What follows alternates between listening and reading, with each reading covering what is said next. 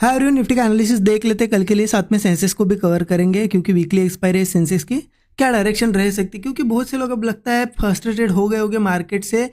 पिछले वीक से आप देख रहे होगे लगभग 1 2 3 4 5 सेशन तो ऐसे है कि मार्केट पूरा रेंज में रहा है, लगभग 200 पॉइंट के आसपास के रेंज में यहाँ पे मूव किया। और कैसे किया है देखिए, इसमें ऐसा नहीं कि इंट्राडे वाले ही परेशान हुए होंगे, पोजिशनल वाले भी, क्योंकि कोई पोजीशन अगर लेके गया सीधा गैप अप हो गया। अब चलो उन्होंने कॉल ले लिया, सीधा गैप डाउन हो गया। पोजिशनल वालों को तो यहाँ पे बिल्कुल ओवरनाइट में यहाँ पे लॉसेस दिखे होंगे, लेकिन इंट्राडे वालों को भी यहाँ पे साइडवेज का सामना करना पड़ा। अब इम्पॉर्टेंट है कि देखिए ये रेंज कितने दिन तक हो सकती है। क्या होता है ना, कभी भी मार्केट में ऐसी रेंज बनती है तो वो एक एक्यूमुलेशन जोन होता है, मतलब एक बड़ा मूव मार्केट में आने वाला है, इससे पहले एक्यूमुलेट हो रही है क्वांटिटीज, इसलिए ऐसी चॉपीनेस रहती है मार्केट में। अब इम्पॉर्टेंट क्या है कि चलो इसमें यहाँ पे बड़ा मूव तो आएगा, जब आएगा उसे भी कैच करेंगे।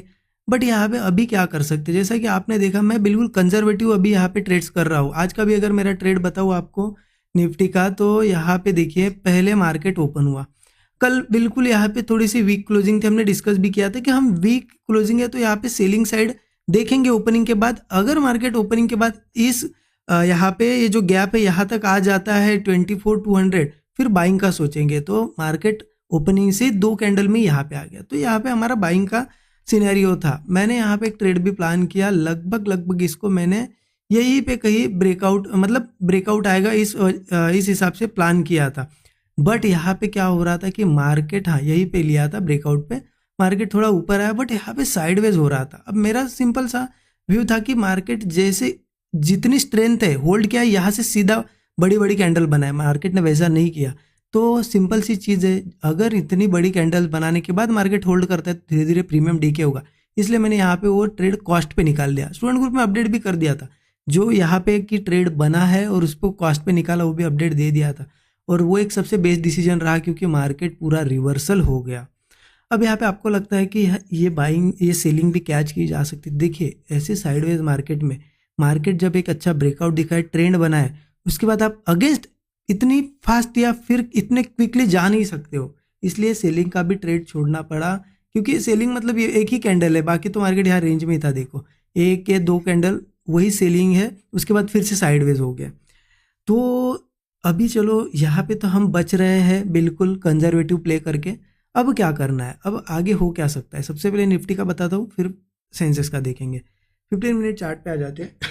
देखिए जिस तरीके से यहाँ पे, वैसे तो मार्केट में जिस लेवल पे क्लोज है ना, मैं ये नहीं बोल रहा हूँ कि होगा ही, बट बहुत ज़्यादा पॉसिबिलिटी, बार बार जिस तरीके से नीचे आके क्लोज हो रहा है, आज की क्लोजिंग है, एक बड़ा गैप डाउन की भी पॉसिबिलिटी है। क्यों ऐसा बोल रहा हूँ मैं, देखिए मार्केट पूरी तरीके से यहाँ पे ऊपर जाने की कोशिश की, फिर सेलर आ गए, गैप डाउन कर दिया, फिर ऊपर जाने की कोशिश की, फिर सेलर आए, नीचे लेके आए, फिर आज ऊपर जाने की कोशिश की, फिर सेलर आए। मतलब सेलर्स का प्रेशर है और वीक क्लोजिंग मिली, नीचे मिली है, ठीक है।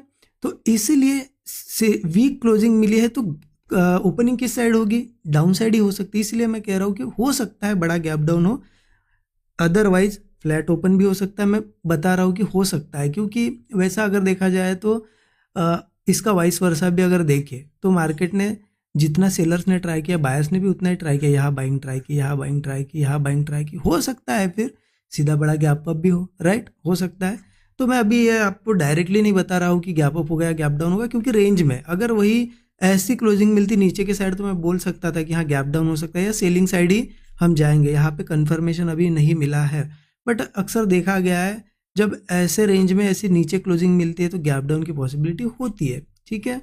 अब देखिए हम कैसे प्लान करेंगे, बिल्कुल सिंपल है हमारा प्लान। हम इंट्राडे प्लान करते हैं, हमें इतना सोचने की ज़रूरत नहीं है गैप डाउन होगा या गैप अप होगा, ठीक है।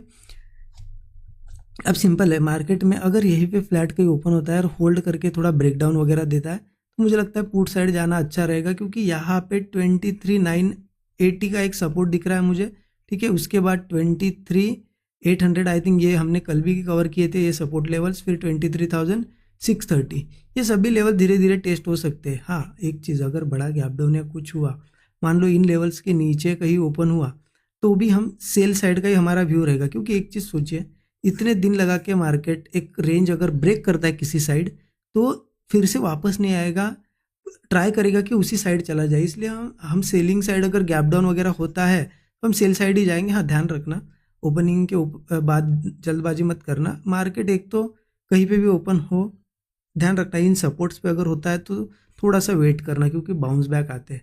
इन सपोर्ट के नीचे जाने दो पहले। अगर मान लो यहाँ कहीं ओपन हुआ 900 पे ओपन हुआ, फिर 800 के नीचे पहले जाने दो, सस्टेन करेगा, फिर ब्रेकडाउन आएगा तब पुट लेना।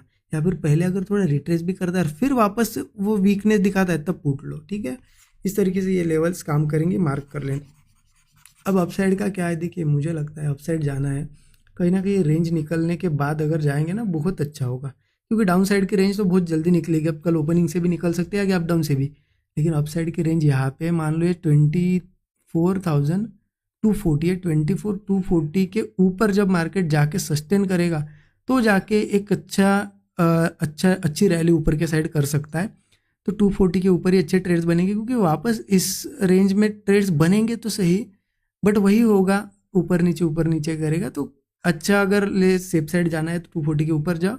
अदरवाइज देखिए रेंज में भी रहता है, तो बहुत दिन हो गए रेंज में।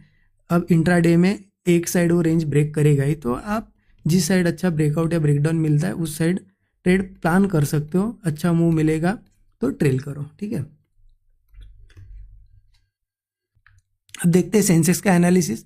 सेंसेक्स का भी लगभग अगर 15 मिनट पे चलते हैं तो वैसा ही चार्ट मुझे दिख रहा है, ज़्यादा कुछ नहीं है। सेंसेक्स में भी मेरा प्लान वही रहेगा कि इस रेंज ब्रेकआउट को हम ट्रेड करेंगे। मतलब देखिए बड़ा गैप डाउन या कुछ होता है तो उसी साइड रहने की कोशिश करेंगे, हम उसी साइड के ट्रेड्स प्लान करेंगे। अगर यहाँ कहीं ओपन होता है ब्रेकडाउन वगैरह का वेट करेंगे। नीचे के साइड मुझे लगता है कि सेंसेक्स में 76,800 वगैरह ये सभी लेवल्स बहुत अच्छे। अगर मैं पूरी लेवल्स अगर मार्क करके दूँ तो पहली लेवल आ जाएगी 76,850, मतलब 76,850 एक सपोर्ट रहेगा। यहाँ तक का एक टारगेट मिल सकता है 76,650 और एक 76,000, सीधा 76,000 ही पकड़ सकते हैं। तो बहुत बड़े टारगेट्स है नीचे के साइड भी। और अपसाइड की अगर बात देखी जाए तो ये रेजिस्टेंस लेवल बना हुआ है, तो ऊपर भी मुझे लगता है 77,800 जब तक नहीं निकलता कोई ऐसा खास ट्रेंड नहीं पकड़ेगा मार्केट, तब तक के लिए इस रेंज में ही रह सकता है। उसी हिसाब से प्लान करना है, ठीक है। जैसा कि निफ्टी में बताया सेम वैसे ही सेटअप यहाँ पे बनेंगे, उनको ट्रेड